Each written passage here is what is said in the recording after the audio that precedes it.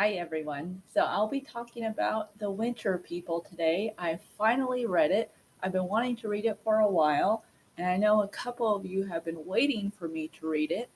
So I'm going to be reviewing it today. So I already know I'm going to get more books by this author, Jennifer McMahon, because there was a mention about Stephen King on the back of her book, and it is so true. It reminded me of him.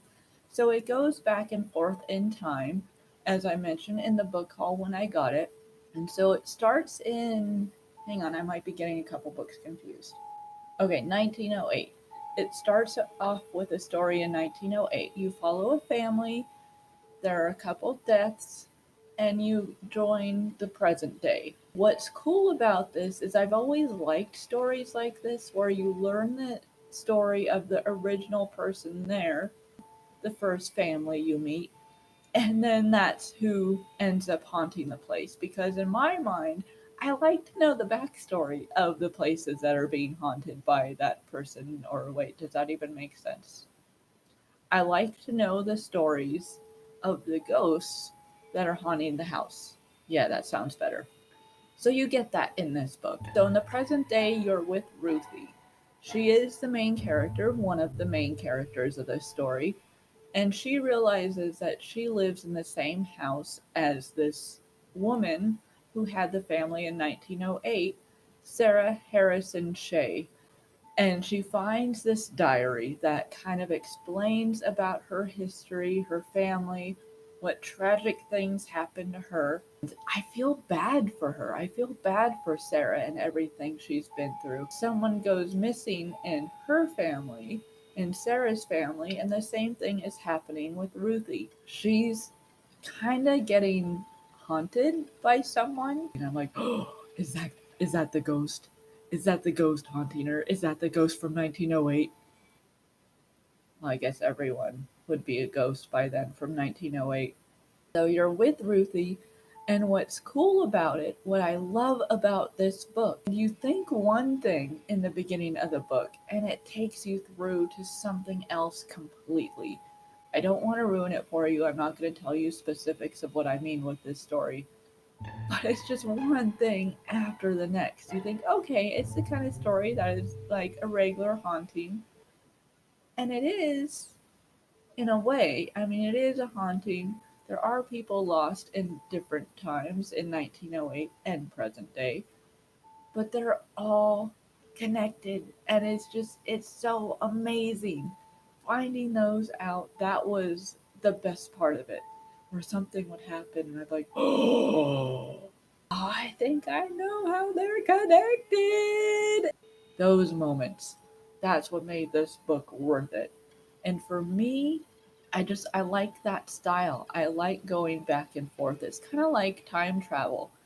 I guess that's why I love movies like Back to the Future. That's probably what started it all for me. But it's just I can't explain how much I love this. Her style, I feel like I'm saying that a lot with books. I like the style of the writing, which this one pulled me in. And there are so many different stories just within Sarah's time that traveled to the present time. And it's just the way it's all intertwined. If you like stories that kind of have flashbacks like this one, I think this is a good book for you to pick up. If you like twists and turns and haunting stories, this is the one. And I haven't bought anything yet, but I already went to thriftbooks.com. I added a couple more of her books to my list because if this one was good, it's got to carry over, right? It's got to be the same type of story, kind of. And I did read the backs of some of them. I mean, obviously through the screen, I wasn't physically holding it, but they do sound great. So I'm gonna have more of her eventually. But as far as rating this, I would give this book, just with all the surprises it gave me, I give it 5. And I know I can't give every book 5, but this one deserves it. This one really, really deserves it. And it was fun because I'm not going to ruin anything. I want you to read this for yourself. And if you do, please tell me. And if you've read it, please tell me. It was one of those kind of books. And I know I've said this about other books too. But I would be busy with something and I'm like, okay, hurry up, just hurry up, finish what I need to do, finish what I need to do, hurry up, get home. So I could keep reading this book. It was one of those.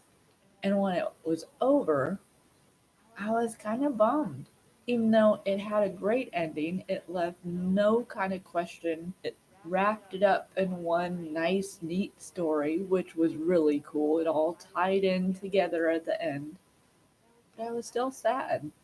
I wish it went on longer. I think I found a new creepy author to read, and I'm excited. I do still stand by my 5. I know I rate a lot of books with 5, but this one truly deserves it. And I'm not being biased.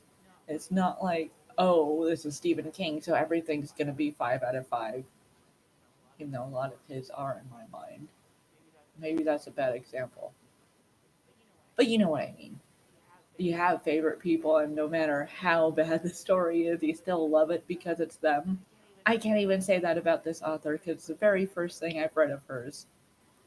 It kept me entertained. I was blown away. It kept shocking me. This book has everything. And learning bits of the diary, learning about Sarah, learning about what happened to her, feeling bad for her, feeling bad for Ruthie, and all the characters around them. It's just, ah, it's good. I recommend it. If you like hauntings, if you like stories that go from past to present and back and forth, I think this is a good one to read. I think you should pick it up. But that's my review on The Winter People. Go read it. I'll see you guys next time. Bye.